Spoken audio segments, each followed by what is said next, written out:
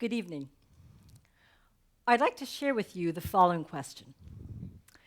Do you buy into an official story written for you by others, or do you write your own story? This is a question that I asked myself after seeing an incredible film from Argentina. It won the Oscar in 1986 for Best Foreign Film. And it dealt with the civil war in Argentina, during which thousands of people disappeared at the hands of the military government.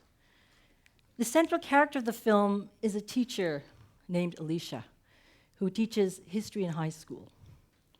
One day she teaches a class on the Civil War, and after class, she's confronted by a group of her students who demand to know why she's repeating government propaganda.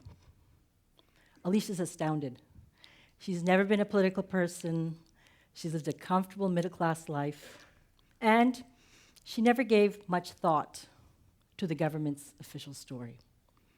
Without giving away the plot, suffice it to say that the rest of the film is about the moral evolution of Alicia and how she comes to learn about the monstrous lie behind the official story. She does so at great personal expense because she will not compromise her conscience. Instead of continuing to repeat the official story, Alicia writes her own story. And her transformation from a passive consumer of a narrative created by others to her own author is quite powerful. And I would argue this transformation exists within each and every one of us.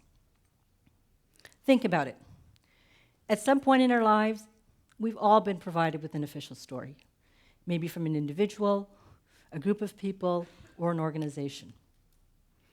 Oftentimes, the provider of this story has an agenda, and they need us to buy into that story to fulfill that agenda.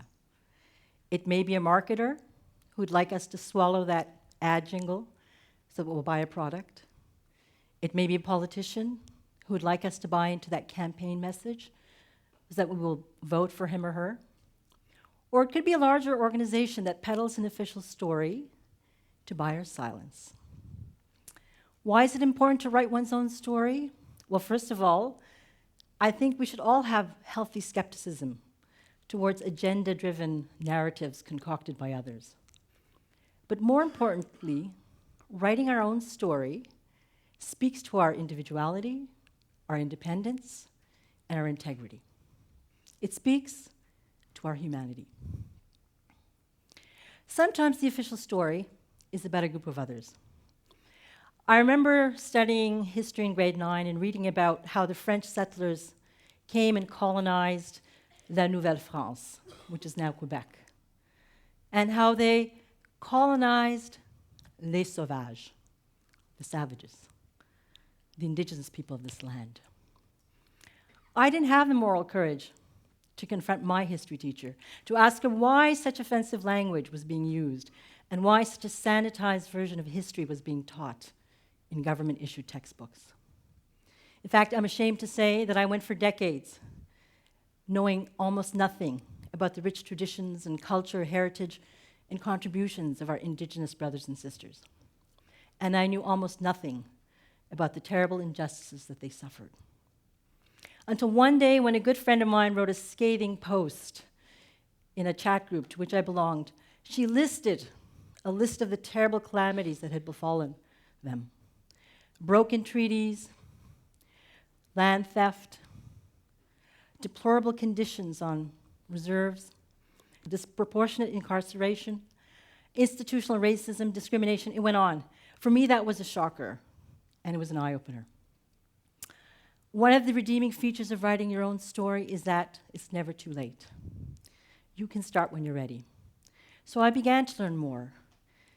And what I learned was that what actually transpired was nothing less than cultural genocide. This is the very term used by our Chief Supreme Court Justice, Beverly McLaughlin. I came to learn how generations were destroyed when children were taken forcibly from their homes and placed in residential schools where they suffered emotional, physical, and sexual abuse.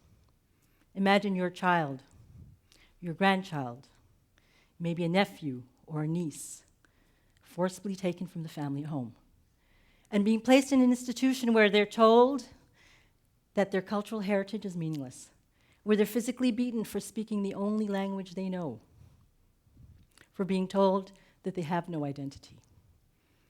Many spirits were broken, some too broken to continue, and today many spirits live in pain. Imagine if each of us were to write a new chapter where we extend our hearts to our Indigenous brothers and sisters and ask them what we can do towards reconciliation, towards healing, and live as equals in our society. Sometimes the official story is about yourself, or should I say a distorted version about yourself. I am a Muslim woman and a trained scientist. There are many official stories of someone like me, and I'll share just a couple of them with you, as well as my own story.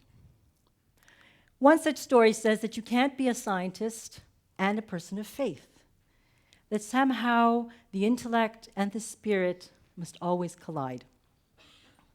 Yet, I think each of us has an instinctive inclination to explore the natural world.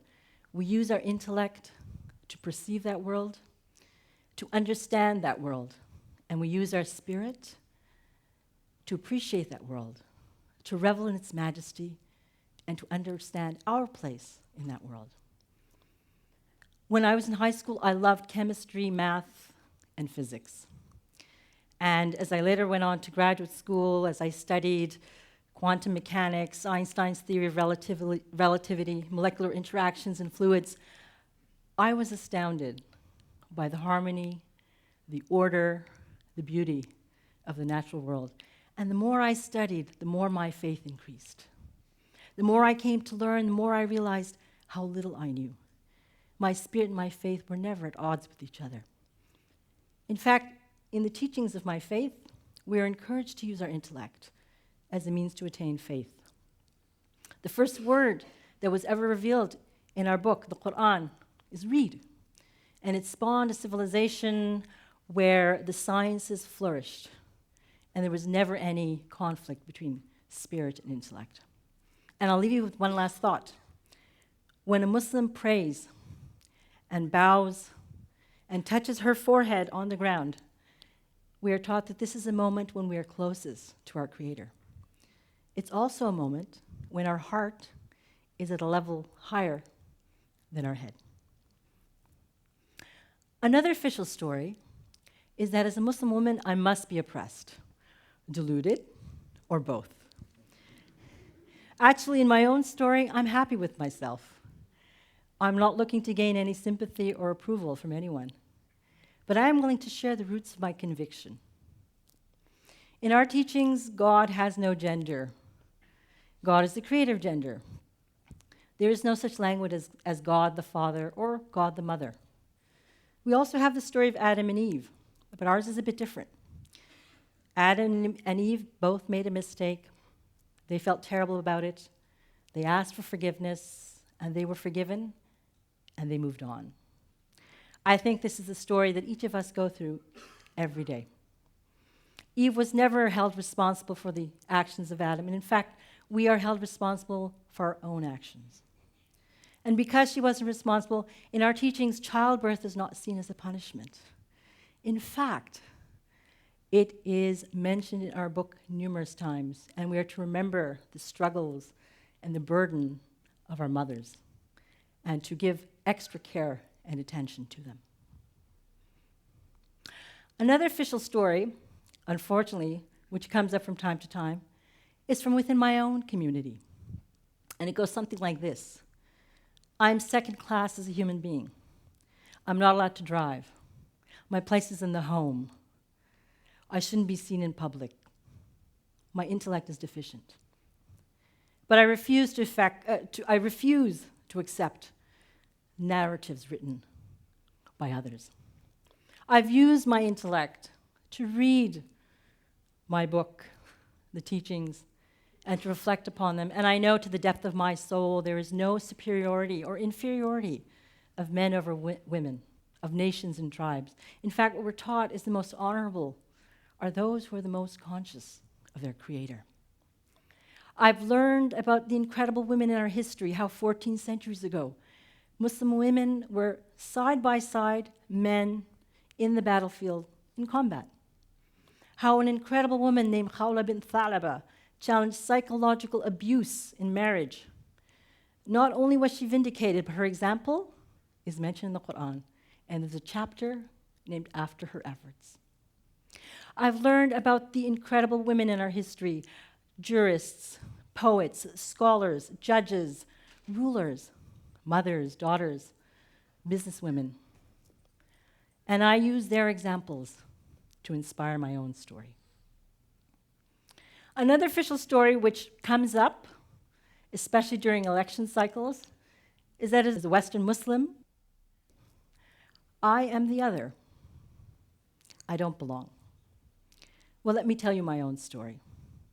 I came here 50 years ago from India as a toddler, and I experienced the fear of terrorism in Quebec in 1970 during the FLQ crisis. I experienced the horror of misogyny one dark December afternoon in 1989 when 14 beautiful, intelligent women were massacred at the École Polytechnique simply for wanting to study engineering. My first voting experience was monumentous.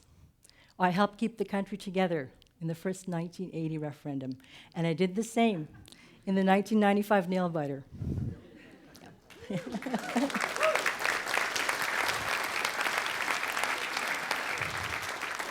Along the way, I immersed myself in Quebecois and Canadian culture, the food, the music, the art.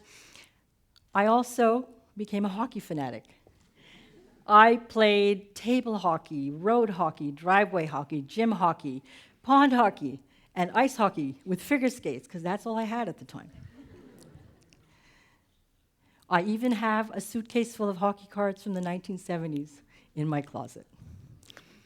I attended many Stanley Cup parades down St. Catherine Street during a time when Canadian teams not just made the playoffs, but they actually won a cup.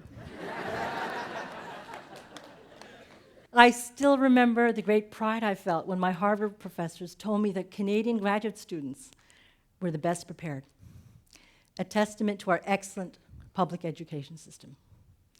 I remember the love I felt from my fellow Canadians during the massive 1995 pro-Canada rally on the eve of the Quebec referendum.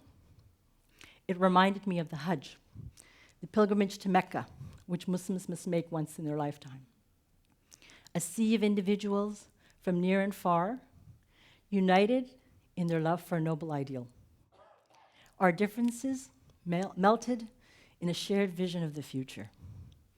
By all means, let's discuss our differences with respect, while weaving a tapestry of shared experiences towards a more inclusive society. Our hearts, like the land, are wide enough to mend broken spirits and to raise them higher and higher. This is home. This is where I belong. And finally, another official story, a rather new one which is emerging, and it's quite dangerous, is that somehow we are enemies, that we hate each other, that we want to harm each other, that our values are in conflict. I'll just share 3 basic teachings of my faith. We're taught that we aren't true believers in our faith until we love for our fellow brothers and sisters in humanity what we love for ourselves. We're taught in our book that an individual who murders someone, it's as if he or she has murdered all of humanity. And whoever saves a life, it's as if they have saved all of humanity. Respect for the sanctity of life, love for your fellow human beings, these are our shared values. And we must stand firm for them against those who disagree. They're your values. They're my values.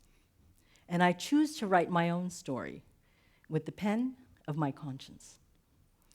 And so I come back to where we started.